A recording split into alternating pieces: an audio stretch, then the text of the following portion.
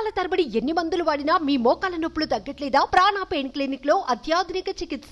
Ayodhya రామాలయానికి bomb బెదిరింపులు కలకలం రేపుతున్నాయి.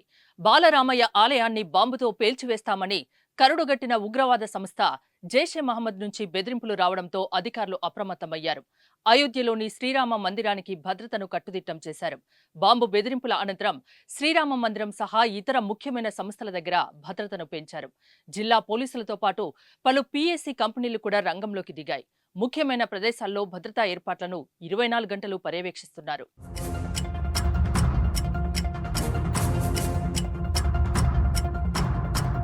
రామ మందిరాన్ని పేల్చివేస్తామని జైషే మహమ్మద్ సంస్థ పేరుతో ఒక ఆడియో వైరల్ కావడంతో మహర్షి వాల్మీకి విమానాశ్రయంతో సహా అయోధ్యలోని ప్రధాన ప్రదేశాలతో పాటు ఇతర ప్రధాన ప్రదేశాలు, రద్దీగా ఉండే ప్రాంతాల్లో భారీగా భద్రతను పెంచారు. జిల్లా పోలీస్ సూపరింటెండెంట్ రాజ్ కరణ్ నాయర్ స్వయంగా వాల్మీకి విమానాశ్రయానికి చేరుకుని భద్రతా ఏర్పాట్లను క్షుణ్ణంగా పరిశీలించారు.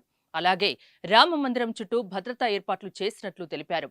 అయోధ్యను వేర్వేరు జోన్లుగా విభజించి వాటి ప్రకారం భద్రతా సిబ్బందిని నియమించామని చెప్పారు.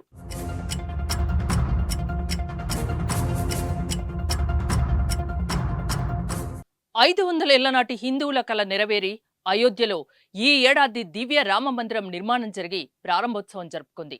అప్పట్నుంచి నిత్యం లక్షలాది మంది భక్తులు ఆ బాలరాముడి దర్శనం కోసం తరలి వస్తున్నారు. ఇందుకోసం అయోధ్యలో అన్ని రకాల ఏర్పాట్లు చేస్తున్నారు. ఆలయం ప్రారంభం నాటి నుంచి రామ జన్మభూమిపై జైషే మహమ్మద్ నిరంతరం విషం చిమ్ముతూనే ఉంది. రామ్లల్లా విగ్రహం ప్రాణప్రతిష్ఠకు ముందు కూడా ఈ ఉగ్రవాద సంస్థ ఇలాంటి బెదిరింపులు చేసింది. మరోమారు ఆ సంస్థ పేరు మీదే మళ్లీ బాంబు బెదిరింపులు రావడం ఆందోళన కలిగిస్తోంది.